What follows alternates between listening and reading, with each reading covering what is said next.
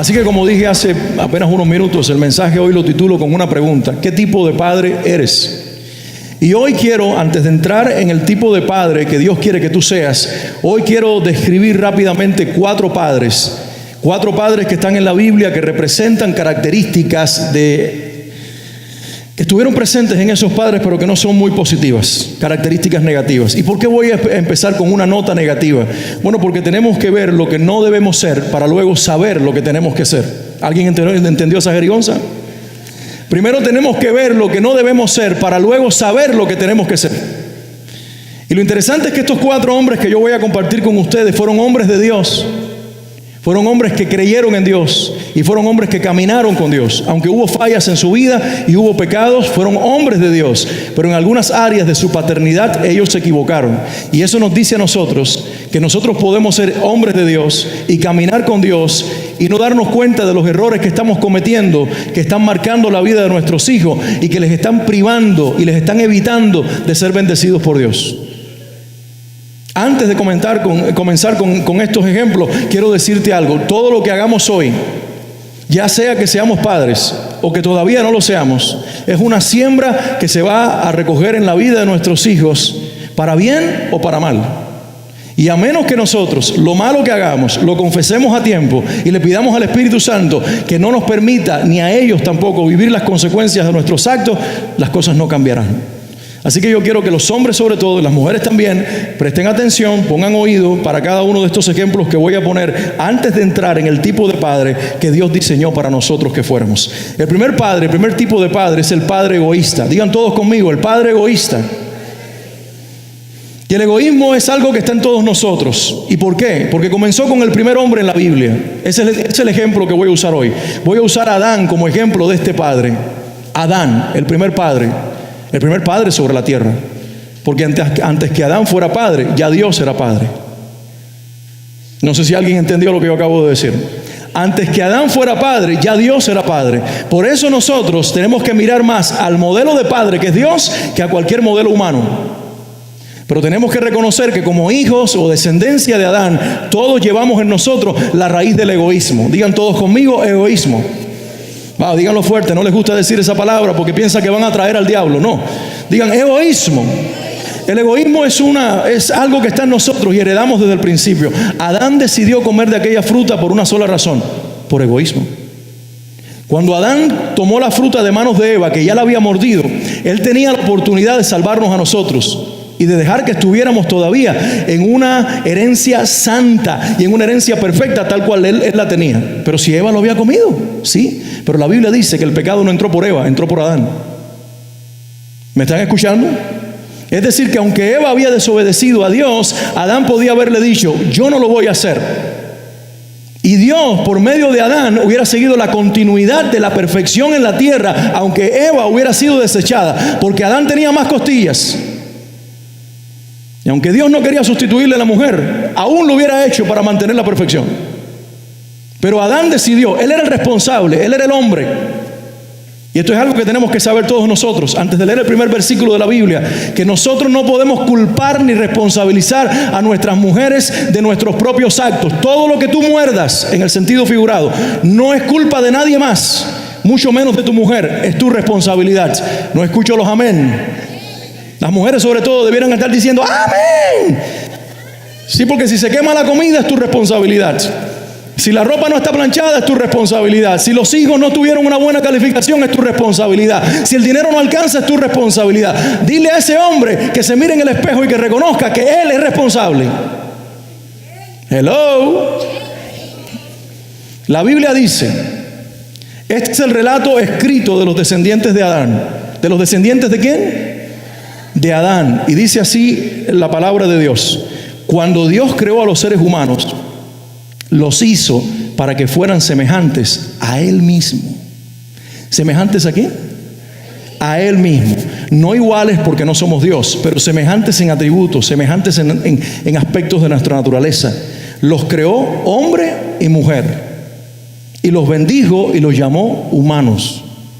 Cuando Adán tenía 130 años, eso dice Génesis 5, dice: cuando Adán tenía 130 años, fue padre de un hijo que era igual a él, su viva imagen, y lo llamó Set. Set no es el primer hijo de Adán. El primer hijo de Adán es Caín. Y luego se menciona otro hijo más, Abel. Pero Caín heredó, dice la Biblia, toda la maldad producto del pecado de su padre. Cuando ellos tienen intimidad sexual, el hijo que recibe Eva en el vientre es un engendro mismo del diablo. Pablo dice en Gálatas más tarde que Caín, tenía como padre a Satanás. Imagínense ustedes. Que la desobediencia de su padre Adán llegó a este muchacho a pecar y a odiar a su hermano al punto de no reconocer su falta, sino de matar a su hermano porque lo envidiaba, lo odiaba y lo celaba, y mató a Abel. Y en sustitución por Abel, Dios le dio a Adán y a Eva otro hijo que se llamó Set. Caín, Abel y Set no fueron los únicos hijos de Adán y Eva. Son los hijos de la Biblia que la Biblia le interesa mencionar. Porque nosotros tenemos que entender esto. La Biblia no nos menciona todos los datos. No es un relato cronológico, tampoco es una información de descendencias completas. La Biblia menciona los nombres que a Dios le interesa. Y a Dios le interesaba recalcar de los hijos de Adán el nombre de Caín, que tipifica la maldad. El nombre de Abel, que tipifica al hombre que a pesar del pecado de sus padres decide honrar a Dios hasta las últimas consecuencias. ¿Habrá esa clase de hombres en este lugar? Que más allá de lo que nuestros padres hagan, en lugar de culparlos porque ellos pecaron y decir, yo no puedo ser mejor porque mira mi papá lo que hizo, Abel, en lugar de decir, yo soy el hijo del que pecó, él dijo, yo soy hecho por Dios y aunque cargo en mí la herencia de pecado, yo tengo un corazón para Dios que lo voy a tener hasta el último día y el último aliento de mi vida.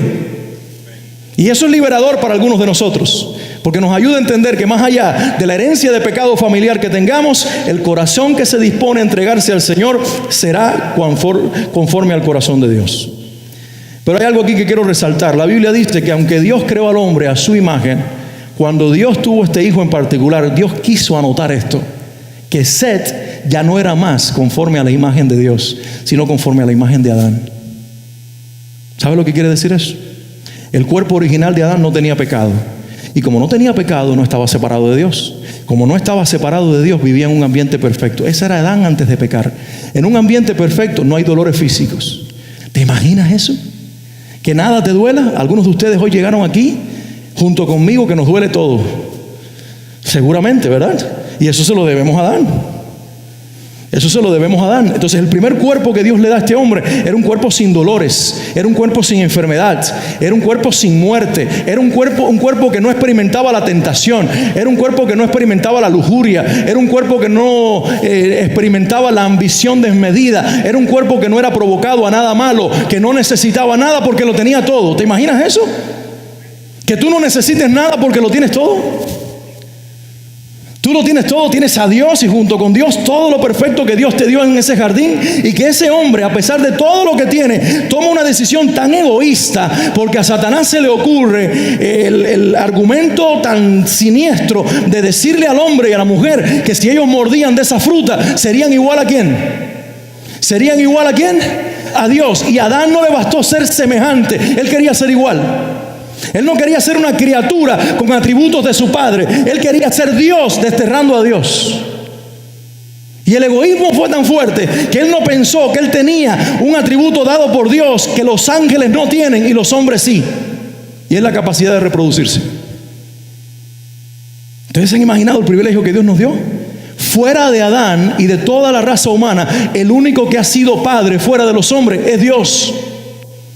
Así que Dios comparte con Adán lo que no le dio ni a Miguel, ni a Gabriel, ni a ninguno de los ángeles: la capacidad de tener una mujer, carne de su carne, hueso de sus huesos, y en esa unión íntima procrear vida y ser copartícipes con Dios en la formación de la vida sobre la tierra. Eso es increíble.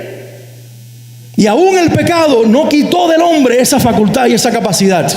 Por eso Adán tenía que pensar antes de actuar, porque él tenía un atributo que no le sería quitado, que era el dar vida. Y cuando él peca, la vida que él da va impregnada de pecado. ¿Qué te quiero decir hoy con respecto a nosotros? Bueno, ya heredamos el pecado de Adán, pero Cristo vino para liberarnos de él. Y aunque tenemos que luchar con las dos naturalezas, dice Pablo, la carne y el espíritu van a pelear ahora de por vida hasta que Cristo venga. Tú lo sabías, ¿verdad? Pero si tú eres un hombre de Dios, tú tienes que depender del Espíritu Santo y vivir en oración, y vivir en entrega, y vivir en clamor, y vivir en sujeción a Dios, para que el Adán que está en ti no se levante. Porque si Adán resucita en ti, lo que vas a producir es egoísmo, y tus hijos van a ser marcados en maldición por tus decisiones equivocadas. Por eso el hombre de Dios que vive en Cristo, aunque tiene una naturaleza que heredó de pecado, tiene que venir al Señor todos los días para que la imagen que fue quitada de nosotros, Cristo, la imagen del Dios invisible, nos la devuelva. Alguien diga amén. 3 amén y fueron mujeres. Yo quiero los hombres aquí que, bueno, si tienen la voz gruesa, que retumben en este lugar. A ver algún hombre que diga amén. Ahora sí, caramba. Entonces entiende, egoístas somos todos. Egoístas llevamos todos dentro. Pero Cristo dice, vengan a mí, ustedes que están trabajados y cargados, y yo los haré descansar. Pero ahí no queda la declaración. Él dice, pónganse mi yugo sobre ustedes y aprendan de mí, que soy manso y soy humilde de corazón, y hallarán, ¿qué cosa? Hallarán descanso para sus almas. Hay 2 cosas que Cristo nos da cuando aprendemos de Él. Y este aprendizaje no es cognitivo. Este aprendizaje no es intelectual. Este aprendizaje es una impartición de Él cuando nosotros caminamos enyuntados como 2 bueyes, con Cristo de un lado y nosotros del otro, y paramos de forcejar, y paramos de pelear, y le dejamos a Él que nos gobierne, y nos rendimos a Él. Él nos da mansedumbre y nos da humildad. Y el poder de la mansedumbre y de la humildad es que destierra los 2 pecados más grandes que heredamos de Adán y Eva. La humildad es la antítesis o lo contrario del orgullo. ¿Estamos de acuerdo? Y la mansedumbre es el antídoto para precisamente el egoísmo. Las personas mansas no son egoístas, y las personas humildes no son orgullosas.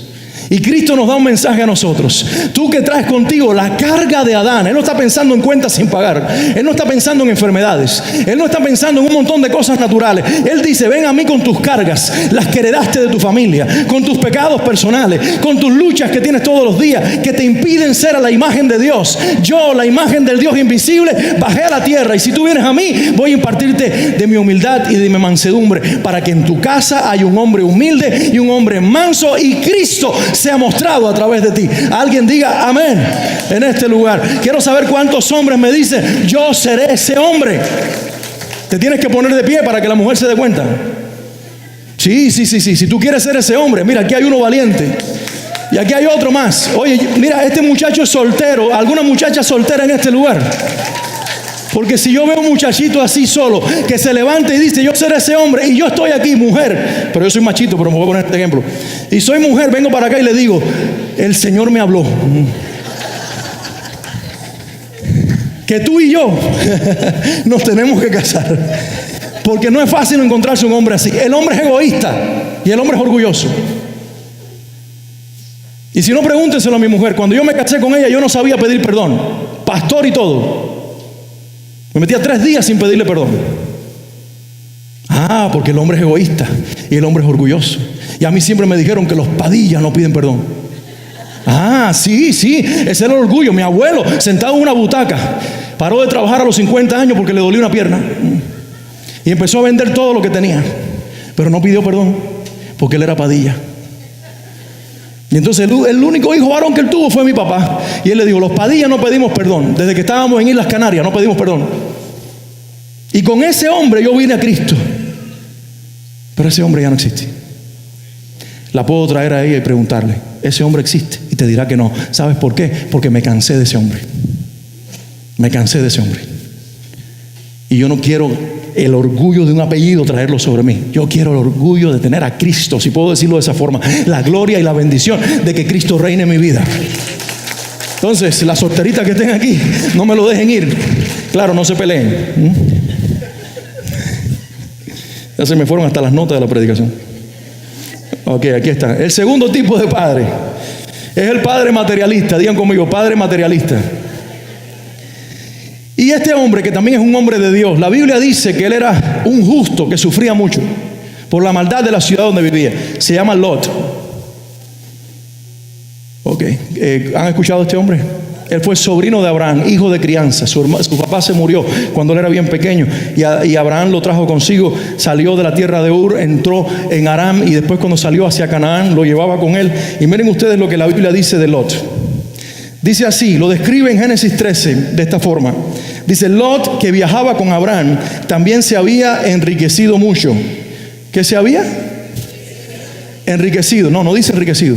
Dice enriquecido mucho. Él era muy rico. Dice, había enriquecido con rebaños de ovejas, de cabras, manadas, de ganado y muchas carpas, que eran las casas de aquel tiempo. Tenía muchas carpas. Una persona así que tú esperas de ella, que esté triste o esté feliz, que quiera más o que ya esté conforme, que quiera más o esté conforme. Pero la Biblia sigue diciendo que la tierra no era suficiente para sustentar a Abraham y a Lot. Si ambos vivían tan cerca el uno del otro, con todos sus rebaños y sus manadas. Lot le dice a Abraham: mira, mi Corvette ya está chocando con tu Audi. Los Mercedes de nosotros ya no pueden caminar por la misma calle. Nosotros tenemos que movernos en otra dirección. Y los empleados, los choferes, empezaron a pelearse unos con otros. Y los de Lot golpeaban a los de Abraham. Escuchen esto. ¿A dónde lleva muchas veces la prosperidad si nosotros no entendemos de quién viene y la administramos correctamente? Lleva a dividir una familia. Y yo conozco eso. Yo conozco hoy familia, en mi casa, familias cercanas, primos, que no se hablan por un apartamento, que no se hablan por una herencia familiar. Familias que se dividieron porque no querían partir la herencia de los padres y se piden en la cabeza. Eso pasa. Eso no es algo ajeno, no es de los días de Abraham y Lot, está en nuestros días. Entonces Abraham, que tenía un corazón para Dios, le dijo finalmente a Lot: no permitamos que este conflicto se interponga entre nosotros o entre los que cuidan nuestros animales, nuestros empleados. Después de todo, somos parientes cercanos. Abraham le dice: Lot, aquí lo que importa no es lo que tú y yo tenemos y si nuestras pertenencias están entrando en conflicto. Aquí lo que importa es el parentesco. Fíjense, miren la mentalidad de un hombre de Dios. Un hombre de Dios pone la familia por encima del dinero. Un hombre de Dios pone lo que es más valioso, lo eterno, porque cuando tú entres a la eternidad, los carros se quedan aquí, las casas se quedan aquí, el dinero se queda aquí. Hello, no sé si ustedes lo están escuchando, pero cuando tú llegues allá, ese pariente, si creyó en Cristo, te va a estar esperando y te va a decir: sorpresa, hello, welcome to the heaven. Y tú vas a decir: ¿cómo? Sí, porque el carro se quedó abajo, pero el que se salva va con él. O tal vez le estemos robando la oportunidad a alguien de salvarse por nuestro corazón apegado a las cosas materiales. Abraham dice: yo no voy a hacer eso. Este es el hijo de mi hermano, yo lo crié como un hijo. Más importa nuestra relación que nuestro dinero. Y estas son las palabras de Abraham. Somos, sobre todas las cosas, parientes cercanos. Entonces los dos subieron a un monte y Abraham le dijo: Lot, observa toda la tierra, y la que más te guste va a ser la tuya. Y si tú vas para allá, yo me voy para acá. No porque yo te odie, ni quiera estar cerca, ni no quiera estar cerca de ti, sino porque no quiero que se dañe nuestra relación. Porque a veces es mejor estar separados que juntos. Para que relaciones funcionen es mejor estar separados que juntos. Y cada uno tiene que discernir eso. En el matrimonio no vaya a ser que le digas al marido: tú vete para Japón porque te quiero lejos para amarte. No. Eso no es lo que yo estoy predicando. No, porque sé que algunos van por ahí. No. Como que lo discerní, ¿no? Entonces Lot miró con detenimiento, dice la Biblia, las fértiles llanuras del valle del Jordán. ¿De dónde? Del valle del Jordán, en dirección a Zoar. Digan todos conmigo: Zoar. Y dice: y toda esa región tenía abundancia de agua. ¿Abundancia de qué? Para que haya cultivos. ¿Qué hace falta? Para que los animales no se mueran. ¿Qué hace falta? Agua y hierba. Y la tierra tiene hierba cuando hay agua. Entonces dice él: esto está bueno. Como el jardín, dice, y la describe el Señor, aquella tierra de abundancia, como el jardín del Señor, es decir, como Edén, o la hermosa tierra de Egipto.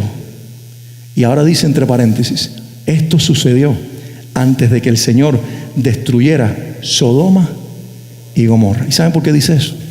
Porque el lugar donde estaba mirando Lot era nada más y nada menos que el valle donde estaban esas dos ciudades. Y la Biblia dice que Lot fue poniendo sus carpas en dirección a Sodoma. Y como quien no quiere las cosas, se fue moviendo un poquito más, y un poquito más, y un poquito más. Y cuando miró a ver, él y su casa, sus dos hijas y su mujer, y todos sus criados, y todas sus posesiones, estaban dentro de la ciudad de Sodoma. Y para sorpresa de todos, aquel hombre rico, porque la gente influyente y poderosa siempre llama la atención, cuando él entró con aquella gente y con aquella riqueza, dijeron: nos hace falta que este hombre sea de la Cámara de Comercio. Y entonces le dijeron: aquí está tu piedra de honor a la entrada de la ciudad. Los que se sentaban en aquella escultura a las entradas de la ciudad eran los importantes. Dice la Biblia que ahí se sentaba Lot. ¿En qué ciudad? Digan conmigo: en Sodoma. Y la Biblia dice: y esto sucedió antes de que Dios destruyera Sodoma y Gomorra. Sodoma y Gomorra era una ciudad llena de pecado, y pensamos que el único pecado que había allí era el homosexualismo. No, lean el libro del profeta Daniel. El pecado de Sodoma era el placer en toda su expresión. Había gula, la gente le gustaba comer. Había gente que eran hombres, pero comelones como ellos solos, y mataban por comida. Sí, lo dice la Biblia. Lean el profeta Daniel. Menciona 4 pecados por lo menos de la ciudad de Gomorra y de Sodoma. Y él dice que todos esos pecados estaban allí, y por esos pecados los destruyó Dios finalmente, porque el Espíritu se movió para provocar arrepentimiento y no lo logró. Y Lot era justo, digan conmigo, justo. Pero era un justo que quería más.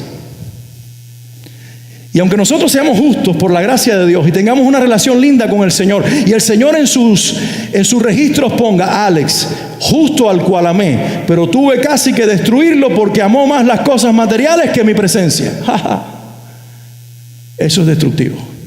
Porque un día llegaron los ángeles y tocaron a la puerta y le dijeron: Lot, tienes que irte. Toma tu casa, toma tu mujer, toma tus hijas. ¿Y qué hago con los novios de mis hijas? Que vengan ellos también si quieren salvarse, antes de que Dios destruya la ciudad. ¿Y saben por qué Dios manda a sus ángeles a decirle a Lot que salgan con su familia? No por la justicia de Lot, sino por la intercesión de Abraham.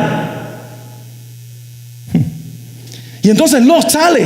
Y cuando Lot sale, los novios de las hijas dicen: nosotros nos quedamos aquí porque nos vamos a ir para un lugar donde no hay mucha comida, donde no hay casas tan buenas como esta, donde no hay tantas cosas como aquí hay. Así que Lot, nosotros nos buscaremos novias nuevas, que buenas, lindas están tus hijas, pero no, ya no las queremos. ¡Pah! Y se mueren ahí.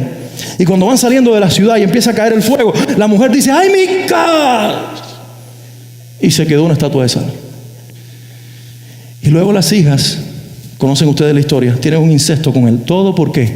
Porque el bien material dominó el corazón de un justo, y se quedó sin mujer, se quedó sin casa, se quedó sin riquezas, y se quedó sin prácticamente hijas, porque las hijas lo emborracharon y tienen relaciones sexuales con él, y él tiene hijas con ella, y se convierte en el padre de los hijos de sus hijas. ¿Hasta dónde llega la destrucción en el corazón de un hombre justo, que en lugar de poner a Dios en el centro de su vida, pone otras cosas? Si alguien va a estar en el centro de tu vida, que sea Dios. Y entonces todo, incluyendo lo material, escúchame, todo, incluyendo lo material, va a gravitar alrededor de Dios como los planetas alrededor del sol. Se sabe que hay una energía que hace que los planetas giren alrededor del sol y no se muevan de allí. La órbita de la Tierra y todo lo demás está allí girando, allí gravitando alrededor del sol. Dios lo creó así. Bueno, cuando tú buscas a Dios y lo pones en el centro y tú te acercas a Él, todo lo necesario en tu vida va a gravitar alrededor de Dios. Y como tú estás en Dios, estará contigo. Pero cuando tú dices: no, pero yo lo que quiero es esto, te alejaste de Dios. Y al alejarte de Dios te sales de órbita y te terminas destruyendo. Tercer tipo de padre. El tercer tipo de padre es el que hace preferencias entre un hijo y otro. Y eso es muy común. Sobre todo cuando un hijo se parece a ti físicamente. Y en el caso de esta historia son dos hijos varones. Pero uno parece que se parecía al padre y el otro a la madre. Y entonces cuando el padre vio el parecido, no solamente físico, sino también en actitudes, en carácter de ese hijo, comenzó a rechazar al otro. Cuidado con eso, porque los hijos se aman, no iguales, pero a cada uno se le ama como él es. No, porque si no, yo amo a mis hijos iguales. No. Yo amo a Isaac como a Isaac, y yo amo a Michelle como Michelle. Isaac no puede competir con Michelle, ni Michelle competir con Isaac. ¿Por qué? Porque a cada uno le doy el amor que le pertenece a cada uno, de acuerdo a su naturaleza, a su carácter, a su personalidad. Y eso hay que tenerlo muy claro. Porque creo que a veces lo que crea diferencia es precisamente que los amemos a todos iguales. ¿Por qué? ¿Por qué si tu hija en este momento no te está demandando que tú juegues con ella a los soldaditos? Ella lo que quiere es un abrazo, sobre todo cuando tenemos hijas. Las niñas son tiernas. Y mi hija tiene casi 11 años y todavía me dice, yo puedo dormir contigo. Habla con tu mamá mismo, porque ese es su lugar. Y si ella te lo cede, no hay ningún problema. Y entonces cuando viene el carro, ya como está creciendo, me dice, mami, tú te puedes sentar atrás. Y la madre dice, ¿y dónde yo me voy a quedar? Le digo, déjame amor, porque de aquí a unos años me va a decir a mí, papi, yo no quiero salir contigo. Papi, yo no quiero sentarme a tu lado. Papi, yo quiero que él sea el que me lleve. Entonces yo digo, por lo menos lo aprovecho ahora. Entonces el varón no, el varón es otra cosa. Él me dice, papi, ¿nos podemos fajar? Bueno, vamos a jugar básquetbol. No, papi, yo quiero jugar a los piñazos. Fantástico, mientras tú y yo nos fajemos, todo va a ser bien. No le estés dando golpe a más nadie, pero yo tengo que, si tiene masculinidad, descubrírsela y amarlo tal cual él es y darle lo que él necesita, porque yo creo que de eso se trata. Miren esta historia. El hombre en esta historia es Isaac, el hijo de la promesa. Y a Isaac le pasó muy parecido a su papá Abraham. Él no podía tener hijos y se desesperó por tener hijos. Y entonces hizo lo que todo hombre de Dios hace, orar. E Isaac, dice la Biblia, rogó al Señor a favor de su esposa, porque era la esposa la que no podía tener hijos. Él oró por ella y dice, porque ella no podía tener hijos. Y el Señor, digan conmigo, el Señor contestó la oración de Isaac. Yo encuentro en la Biblia este prototipo. Cada vez que un hombre o una mujer de Dios oran, aunque les tome tiempo tener hijos, Dios contesta. Así que cada uno de ustedes aquí que no tiene hijos todavía, están casados. Nosotros, Suan y yo esperamos por 7 años, pero fue una decisión personal. Y ya yo decía en un momento, Señor, ¿te lo tomaste en serio? Mándame hijos. Hasta que me contestó. Y si ha pasado el tiempo y no tienes, sigue clamando, sé un hombre de Dios, porque Dios contestará la oración.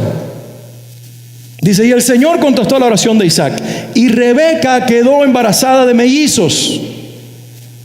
Eso es lo que le dicen los mexicanos los cuates, cuando nacen juntos pero no se parecen, no son gemelos, no son twins. Nosotros en Cuba le decimos jimaguas. Los gemelos y los jimaguas son que nacen el mismo día, que salieron allí, los dos a la misma vez, pero o uno primero y el otro después, porque si no matan a la madre, ¿no? Ese fue el caso de así que por eso Esaú era el mayor, porque él salió primero y el otro lo venía agarrando por el calcañar, porque ya desde adentro dice la Biblia que estaban fajados. Así lo dice, estaban en conflicto. Ahora la Biblia dice, Isaac amaba a Esaú porque le gustaba comer los animales que cazaba, pero Rebeca amaba a Jacob. Miren esta historia. Entonces dice, Isaac miraba a Esaú y decía, uy, este es como yo, cazador, porque dice la Biblia que Isaac era cazador. Y a este le gusta comer lo que mata, el otro no. El otro dice, yo no puedo ver sangre. El otro está con la mamá ahí preguntándole, mami, ¿y cómo hacemos un caldo de frijoles? No, eso no me gusta, decía Isaac. Entonces comenzó a tener predilección por Esaú. Y el conflicto fue que se pelearon por el derecho de la bendición, al punto de que finalmente Rebeca le dice a Jacob cómo engañar a su padre, y este recibe la bendición antes que su hermano. Y el hermano, cuando se entera, el padre le dice, yo te voy a bendecir a ti también, pero ya no puedo bendecirte como bendije a tu hermano. Y él dice, papá, yo voy a matar a mi hermano y a ti te voy a maldecir todos los días de mi vida. Así fue la historia. Y Jacob tiene que huir de su casa y nunca más vio con vida a su padre Isaac. El padre se murió sin ver a Jacob. La madre se murió sin ver a Jacob.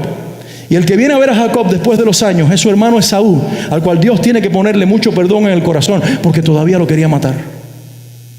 Miren lo que hace preferir un hijo encima del otro. No dejes que tu corazón vaya en esa dirección. Discierne quién es tu hijo. Discierne el corazón de tus hijos. Ámalos de acuerdo al corazón de ellos. Ámalos de acuerdo a la constitución emocional, psicológica, a cómo son ellos como personas. Resalta sus valores. No se tienen que parecer a ti. Entonces, cuando yo era niño, mi papá me decía, él siempre se iba a los fines de semana, ya sea, esa era la costumbre de Cuba, a ir a los campos a comprar comida, o por su trabajo, que tenía que visitar varios pueblos y visitar varias industrias, y me decía, quiero que hoy vayas conmigo. Y al principio yo me iba, pero llegó un momento en que le dije, no, yo no voy más, porque primero tú manejas tan rápido que yo me mareo. Yo me mareo en el camino, voy así y voy viendo árboles nada más. Segundo, cuando tú vas a comprar comida, esos guajiros me matan los animales delante de mí y yo no puedo ver sangre. Y yo recuerdo uno que una vez me dijo, mata este carnero. Y yo me quedé así con el cuchillo en la mano. Porque nunca han visto un carnero cuando lo van a matar. De ahí la frase, no me mires con ojos de carnero degollado. Porque el carnero te suplica que no lo mate y no emite un sonido. Y entonces yo estaba frente a un animal colgando por las patas traseras con unos ojos desgarradores y yo iba a ser el asesino. Entonces yo tenía la presión de mi papá que me miraba y me decía, dale, dale. Y el guajiro que me miraba desafiante como diciendo, a ver si tú eres machito igual que tu papá. Y cogí el cuchillo y le dice, mire señor, lo siento, pero yo no puedo matar a este animal. Y di 3 pasos para atrás y él me miró como diciendo, no te digo nada porque tu papá está aquí presente. ¿No? Pero entonces, lo que yo entendí es que yo era diferente. Pero gracias a Dios él lo entendió también. Gracias a Dios él lo entendió también y entendió las dinámicas. Lo que lo mío era correr, hacer deporte y otras cosas. Pero yo no mataba animales, ni estaba en los campos, ni nada por el estilo, porque eso a mí no me gustaba. Tú tienes que entender el corazón de tus hijos, ir en esa dirección y saber dónde están. Y el día que yo le dije a mi padre ateo, Dios me está llamando, voy a congregarme, a entregar mi vida a Jesús, y más tarde, un año después, le digo, y ahora voy a ser pastor. Ese hombre no se enojó. Él me dijo, no es lo que yo hubiera esperado que tú hicieras, pero eso es lo que tú quieres hacer. Yo te voy a respaldar por el resto de mi vida, y eso yo lo honro todos los días de mi vida, porque tus hijos no tienen que ser como tú. Tus hijos tienen que ser como Dios los diseñó. Entonces yo no espero que mi hijo sea pastor. Yo espero que él sea lo que Dios quiere que él sea. Tú le dices a él, ¿qué tú vas a hacer? Él dice, Space Engineer. I will work for NASA. Y el otro día me dijo, hay un pastor que no tiene piernas ni brazos. Y le dije, sí, enséñamelo. Y se lo busqué. Y me dijo, yo voy a inventar las piernas y los brazos para ese hombre. Y yo le dije, pero si ya se lo inventaron. Me dijo, no, las que hay son plásticas y no parecen de verdad. Yo las voy a crear que parezcan que son sus brazos y sus piernas para que él no se sienta mal. Y yo digo, espérate, que te parece que está hablando serio. Digo, por lo menos dibújalo, papi, que por ahí se empieza. Entonces yo no sé lo que ese niño va a hacer, pero lo que él sea, él tiene un padre en la tierra que no quiere que sea como yo. Dios no lo llamó tal vez a ser como yo, Dios lo llamó a ser como él, igual que a ella. Entonces no pretendas que tus hijos sean como tú, ni que hagan las cosas como tú, porque eso los diferencia y eso los marca y eso los divide y eso les roba su corazón y su lugar en Dios. Y el cuarto ejemplo que quiero usar es el padre que provoca, el padre provocador. Digan conmigo, el padre provocador. Y tienes que entender que hay diferentes formas de provocar. La Biblia dice en Colosenses 3:21, padres, no exasperen a sus hijos para que no se desanimen. Padres, no provoquen a ira, dice la versión del 60, a sus hijos, para que no pierdan el ánimo. Y el ejemplo bíblico que voy a usar no es el del padre. Normalmente pensamos que el padre provocador es uno que todo el tiempo está maltratando a los hijos y gritándole. Pero hay diferentes formas de provocación. Está la provocación de la ofensa, del maltrato, de los gritos. Y está la provocación del padre tan pasivo que no hace nada, que los hijos se exasperan. Y los hijos llegan a pensar que ese padre no los quiere y que ese padre no los ama, porque nunca se acerca y les dice, te quiero, y le da un abrazo. Él siempre está así mirando a la madre. Y la madre dice, venga acá, mi chiquitico. Entonces, esta es la historia de David. Digan conmigo, David. Dice la Biblia que David tuvo varios hijos con varias mujeres. Ese fue el primer problema de David. Por si alguno estaba pensando, yo tengo el corazón de David. Y dicen, ves que la Biblia dice que el corazón de David era conforme al corazón de Dios. ¿No lo dice la Biblia? Entonces algunos hombres tal vez digan, ves, yo soy como David. Yo quiero tener hijos con varias mujeres. Eso no es lo que Dios te dice, Entonces es un pecado de David. La Biblia habla de estas situaciones porque la Biblia habla verdad. Pero David pecó al tener varias mujeres. Y uno de los hijos de David fue Absalón. Y Absalón tenía una hermana de madre y padre que se llamaba Tamar. Yo debo tener locos a estos muchachos con las cámaras, que subo, me dicen, ellos están ahí como... Después les van a tener que poner una correa en el cuello porque ya no saben para dónde moverse. Entonces David tuvo un hijo que se llamó Absalón y su hermana era Tamar. Y el medio hermano de ella se enamoró de ella perdidamente. Conocen la historia, ¿verdad?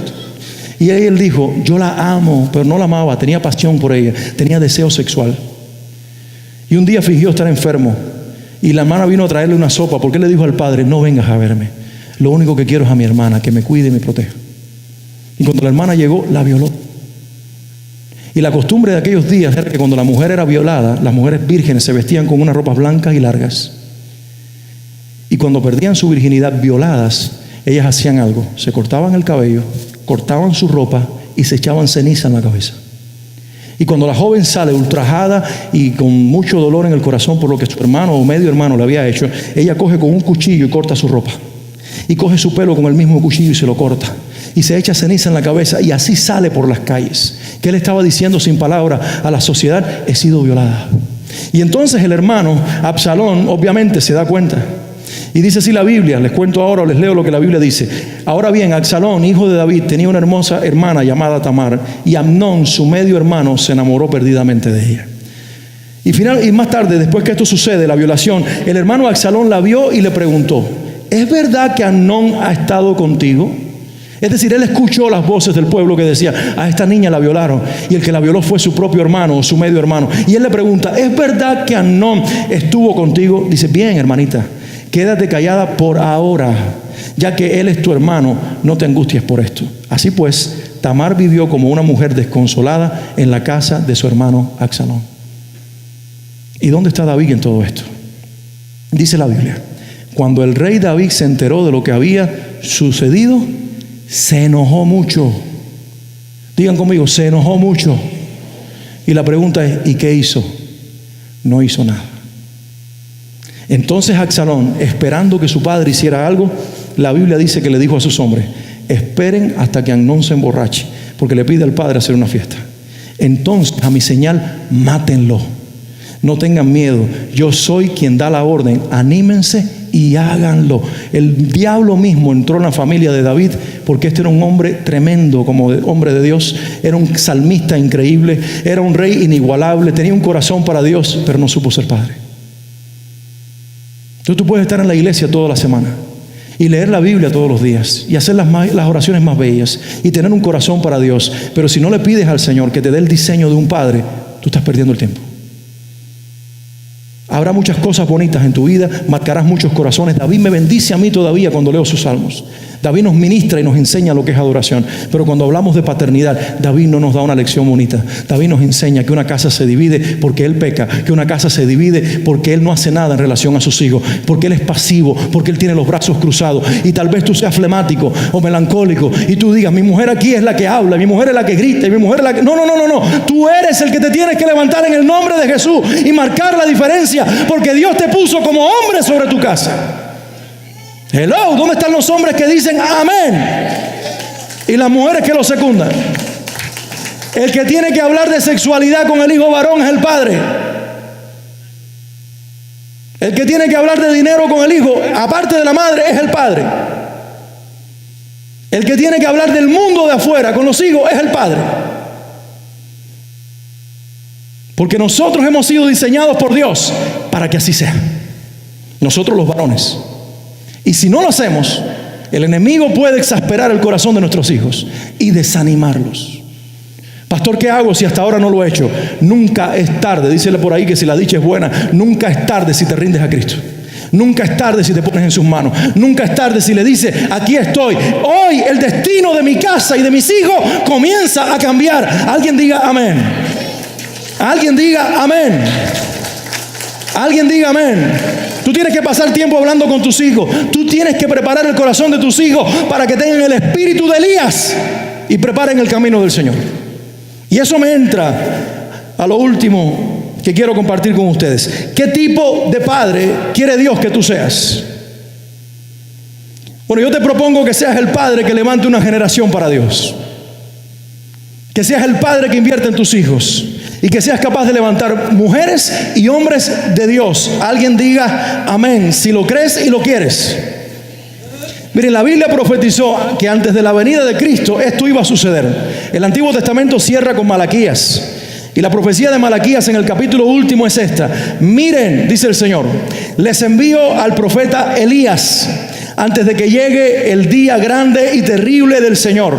Sus predicaciones harán volver el corazón de los padres hacia sus hijos y el corazón de los hijos hacia sus padres. De lo contrario, vendré y haré caer una maldición sobre la tierra. ¿Qué profetizó Malaquías? Que antes de que el Señor venga, vendría Elías. Y Elías y su predicación harían volver el corazón de los padres a los hijos y de los hijos a los padres. El avivamiento iba a ser en la relación de paternidad del padre con sus hijos y de los hijos con sus padres. Yo no veo eso todavía, pero la Biblia nos dice que la primera vez que vino el Señor, antes de que Él viniera, vino Elías. O el espíritu de Elías que estaba sobre Juan el Bautista. Y la Biblia dice así de Juan el Bautista: Será un hombre con el espíritu y el poder de Elías. ¿Lo dice de quién?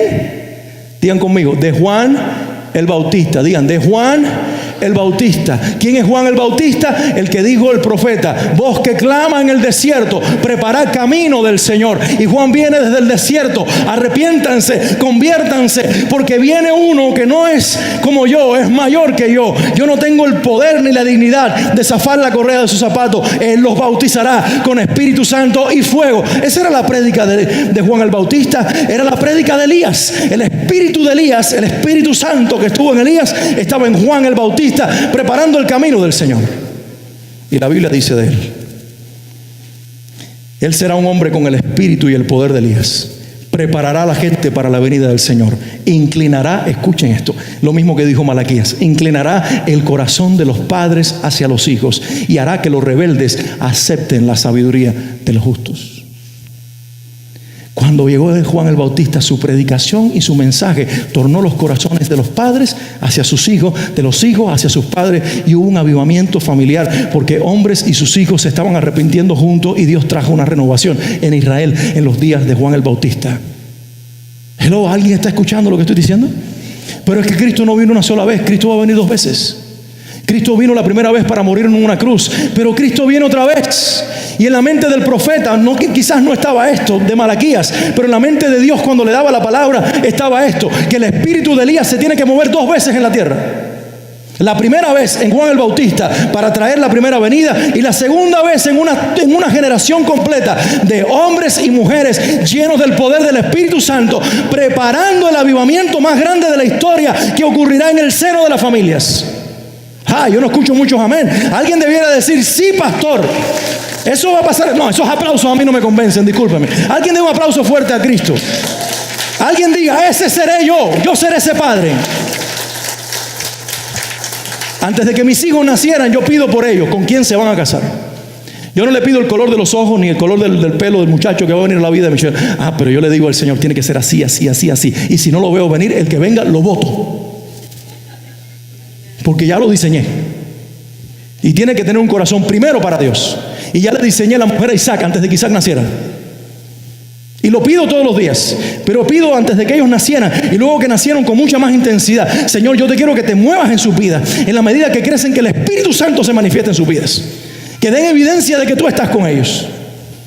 Esta semana, mientras llegamos aquí a trabajar, Isaac, ustedes saben que es muy dinámico, y él estaba medio que aburrido. Le digo: come with me, you're my helper. Ven, ayúdame. Fuimos a buscar entonces una escalera allá atrás, y cuando caminábamos por ahí, él me dice: what is that? Señalando el sign que hay en los pasillos, aquí en los halls. Y yo le digo: ahí dicen unas palabras y quiero que tú las leas. Y él dice: porque ella terminó kindergarten, pero ya sabe leer. Dice: honesty way. Honesty way. Y le digo: ¿sabes que cada uno de estos pasillos tiene un mensaje de valores bíblicos y de valores de Dios? Que el Señor quiere que nosotros seamos así, que we have honesty. You know what honesty means, Isaac? Y él me dijo: I don't know. Y yo le digo: honesty means always says the truth. Y él me dijo: Y seguimos caminando y volamos al otro pasillo, y me dice: ¿y ese? What is that? Y yo le digo: read it. Y él me dijo: integrity way. Y dice: what integrity mean? Y yo le digo: integrity means what you do in public is what you do in privacy. What you do in private is what you do in public. Lo que tú haces delante de los hombres es lo que haces en privado. Y él me dijo: then papi, you're an honest man and a man of integrity. Y luego me dijo: but not me. I'm not a man of integrity. Porque yo no siempre hago en público lo que hago en privado. Y le dije: but the Lord is building in you that integrity because you're being honest. El principio de la integridad es la honestidad, y de decirle al Señor: no puedo serlo, y Él lo hará en ti. Y él me dijo, con los ojos llenos de lágrimas: oh, that's true, papi, that's true. 6 años. Y ayer entonces me decía: what is the color of the Holy Spirit? Y yo le dije: I don't know. Y me dijo: it's blue. Y yo le digo, how do you know? Y me dijo, because I know. Ah, I know. He showed me his color. Y dijo, oh, privilegiado tú que llevo tantos años caminando con él y nunca me ha dicho de qué color es. Y me dijo, how can I get the Holy Spirit? ¿Cómo yo puedo tener el Espíritu Santo? Y entonces yo dije, Señor, yo llevo semanas pidiendo que mi hijo me pregunte esto. Y me está respondiendo tú. ¿Tú puedes creer eso? Los hombres preparamos el destino de nuestros hijos. Escúchame, todo lo que sembraste, aunque ahora parezca que no está dando fruto, va a dar fruto.